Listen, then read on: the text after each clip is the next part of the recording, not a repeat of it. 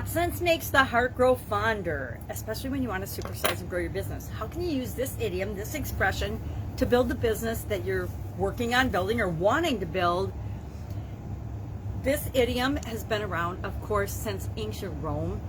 I think it was Sextus, I'm going to meet his name, Sextus Propertius in Elegies or something. I don't know. I'm not very good with Roman linguistics, but back in the time, he actually used the expression and talked about absence making the heart grow fonder. Of course, not in English. It wasn't until 1832 that Miss Strickland, in the pocket magazine of classic and polite literature, used the phrase absence makes the heart grow fonder.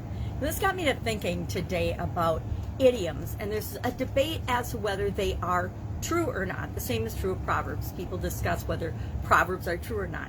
And this one, to me, it's like many of the others, sometimes it's true, sometimes it's not. It's really situational. I think about the times that I feel that absence has made my heart grow fonder, when I'm missing friends or significant others and there's a distance between us. When I went away to college or summer vacations, we missed our friends on summer vacation, and we're so excited to get back and see them the next year when we were going to school, at least here in the United States.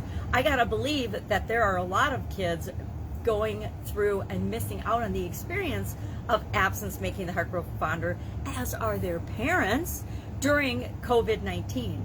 There's something about, your kids going to school all day and you're only seeing them in the morning, in the evenings, and on weekends, that makes you appreciate and be more grateful for them and miss them. Now, you don't also get to know them as well because you don't learn all their little idiosyncrasies and how they behave and interact all the time because you're not with them all the time.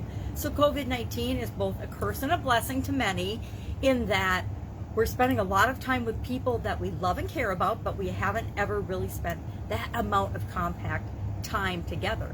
So it's taking our relationships and our businesses in one of two directions. And of course, there's always, lots of shades of in-between colors and gray that it can happen. Everything isn't black and white.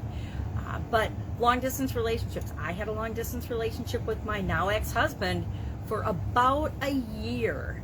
And then I ended up moving back to Minneapolis area and finding a new job and career. And we got married and had kids a couple years later. I guess we had a child and then got married. That's how that works sometimes, at least in my experience. So long-distance relationships can make the heart grow fonder, but they can do just the opposite. They can show you that the relationship was important at the time that you had the relationship, but maybe it isn't as important as you thought it was to the continuing improvement and growth of you as a human being. So how does this impact us and our businesses and growing our businesses? Well, right now, it's meaning that many industries, many businesses are having to figure out how to handle and how to utilize a remote workforce. Some industries have been doing this for a long time. Online business owners have been using remote and contract laborers for a long time, and people that can work from anywhere. Customer service is a function that, customer service, human resources, a lot of different functions that are required for our businesses can be done remotely. And we're finding out that almost everything can be done at a distance, can be done remotely, can be done through Zoom. Not almost everything, that was an overstatement, but a lot of things that we didn't realize could be, absolutely positively can be when the need arose. And COVID-19 was that push to see many of those changes happening. How do you manage that?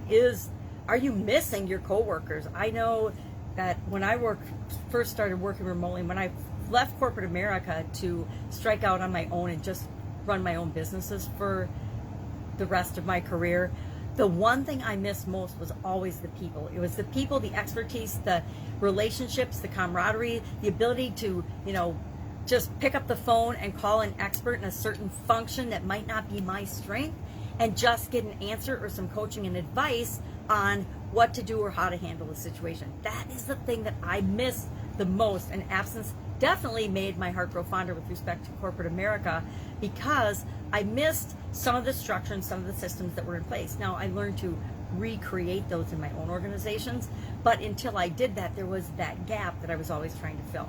Well, how can we use absent making the heart grow fonder to actually purposefully grow and build and supersize our business.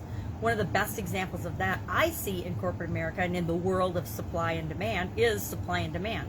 We can have limited runs of different flavors or different styles or different colors or different varieties of our products, and we can offer one-time offers and special bundling of our services. We can do things to create interest and to encourage people to take advantage of the products and services we have now.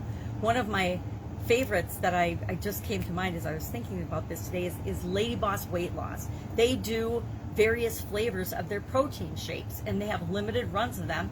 They boost them, they announce them, they do a great job drawing attention to the flavors going to be coming out. Then they blast out the flavor, and they sell out in like hours of the supply that they've run at that limited flavor. So they are always creating interest and excitement around their products, in addition to bundling that with their services and things. And there's, you I'm sure can think of dozens of examples of companies that do this.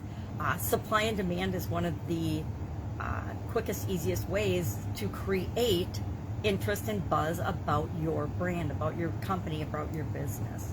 So I would love to know other ways that you use Absence Makes the Heart Grow Fonder in your business. How many of you are so excited to go and actually shop and go out to the businesses that have been closed for a long time and go back to the businesses that you've loved? Go to your favorite restaurant and have your favorite meal.